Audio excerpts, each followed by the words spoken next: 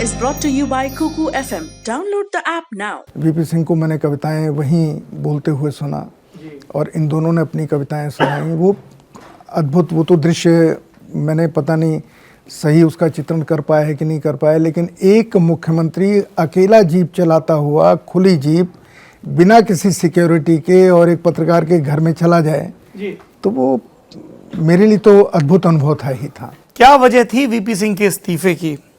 वो जो 24 नवंबर को उन्होंने जोश में कसम खा ली थी कि अब डकैतों पर प्रभावी कार्रवाई होगी, उनके अपने भाई की हत्या, रामचंद्र टकरू जिस तरह से दिल्ली से निर्देश ले रहे थे, वीर बहादुर सिंह, दिल्ली में एनडी तिवारी, शीला कौल, इन सब की घेरेबंदी, काम नहीं कर पा रहे थे, कई सारे फैक्टर्स। सौरभ जी, इन सबसे बड़ा फैक्टर था कि वीपी सिंह शुरू से ये मानते थे कि अगर मेरा कोई पब्लिक कमिटमेंट है तो मुझे वो पूरा करना है।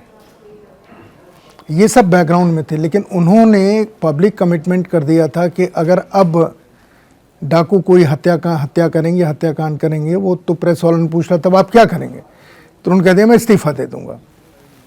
उस एक लाइन ने उनको उस घटना के बाद जो देहली में हुई, उनको इस्तीफा देने के लिए मजबूर कर दिया। उन्होंने लिखा भी है कि मेरे सामने सवाल था कि राजनेता आसानी से कह सकते हैं ये तो पुलिस का काम है, या वो फेल हो गए, या इस्तीफा देने से क्या रुक जाएंगी क्या, राइट। तो लेकिन और उस समय के राजनीतिक आलोचक ये कहते हैं कि वीपी सिंह अपनी इमेज को ऐसे प्रेजेंट करते थे जैसे वो राजनीति में अनिच्छा से आए एक संत हों, सिद्धांतवादी व्यक्ति हों। पर एक सत्य ये भी तो है कि वीपी सिंह उस कुर्सी पे बैठे ही संजय गांधी की कृपा से थे।